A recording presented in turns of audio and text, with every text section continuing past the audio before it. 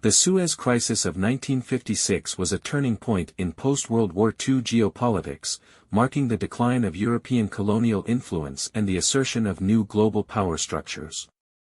The crisis was set in motion when Egyptian President Gamal Abdel Nasser announced on July 26, 1956, that his government was nationalizing the Suez Canal, a vital waterway linking the Mediterranean and Red Seas.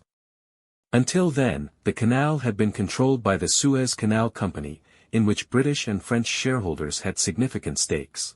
Nasser's decision was a direct response to the Western powers' withdrawal of financial support for the Aswan High Dam, a massive infrastructure project intended to modernize Egypt's economy and improve irrigation. The dam was a cornerstone of Nasser's vision for Egyptian independence from Western economic influence, and after the United States and Britain pulled their funding, ostensibly due to concerns over Egypt's growing ties with the Soviet Union, Nasser retaliated by seizing the canal, intending to use its revenues to fund the dam's construction. This move was seen as a major provocation by Britain and France, which relied on the canal for oil shipments from the Middle East and considered it essential to their strategic and economic interests. Determined to regain control, Britain and France secretly conspired with Israel to launch a coordinated military operation to overthrow Nasser and secure their interests. The plan, known as the Sèvres Protocol, was finalized in late October 1956. According to the agreement, Israel, led by Prime Minister David Ben-Gurion, would launch an invasion of the Sinai Peninsula, giving Britain and France a pretext to intervene as supposed peacekeepers. On October 29, Israeli forces, under the command of General Moshe Dayan, swiftly attacked, advancing across the Sinai and routing Egyptian defenses with superior mobility and firepower. On October 30, Britain and France issued an ultimatum to both Egypt and Israel, demanding that they withdraw from the Canal Zone, knowing that Nasser would refuse. As anticipated, his rejection gave Britain and France the justification to launch airstrikes on Egyptian military targets on October 31, followed by a full-scale amphibious invasion on November 5. British and French paratroopers landed in Port Said and Port Fouad, facing stiff Egyptian resistance. The invasion, however, was met with widespread international condemnation, particularly from the United States and the Soviet Union.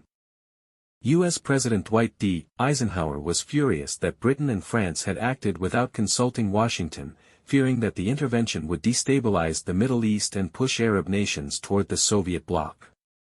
The Soviet Union, under Nikita Khrushchev, issued a sharp warning, even threatening military retaliation, including the use of nuclear weapons if Western forces did not withdraw. The crisis became a Cold War flashpoint, raising fears of a broader conflict. Meanwhile, economic pressure mounted on Britain, as the United States, wielding its financial power, threatened to impose crippling sanctions and withhold support for the British pound unless the invasion was halted. Under intense diplomatic and financial pressure, Britain, France, and Israel were forced to accept a ceasefire brokered by the United Nations on November 6. By early 1957, UN peacekeeping forces, including contingents from Canada, India, and other neutral nations, were deployed to supervise the withdrawal of foreign troops, the first time a UN peacekeeping force had ever been used in such a role. The Suez Crisis had profound consequences on the global stage. It marked the effective end of Britain and France as dominant world powers, exposing their reliance on U.S. support and signaling their declining ability to act unilaterally in world affairs. The crisis also significantly elevated Nasser's status, transforming him into a champion of Arab nationalism and anti-colonial resistance. His defiance of Western powers inspired other post-colonial nations to assert their independence.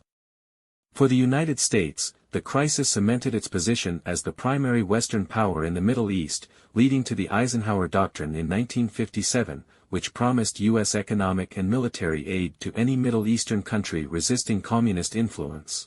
The Soviet Union, despite its threats, did not intervene militarily but gained credibility in the Arab world by positioning itself as a defender of anti-imperialist movements. The crisis also had a lasting impact on Israel, which had demonstrated its military prowess but realized that its long-term security required U.S. backing rather than reliance on Britain and France. Ultimately, the Suez Crisis symbolized a decisive shift in global politics, reinforcing the dominance of the US and the Soviet Union while accelerating the decolonization process. It exposed the limits of traditional European power and underscored the reality that Cold War superpower dynamics would dictate international affairs for the foreseeable future.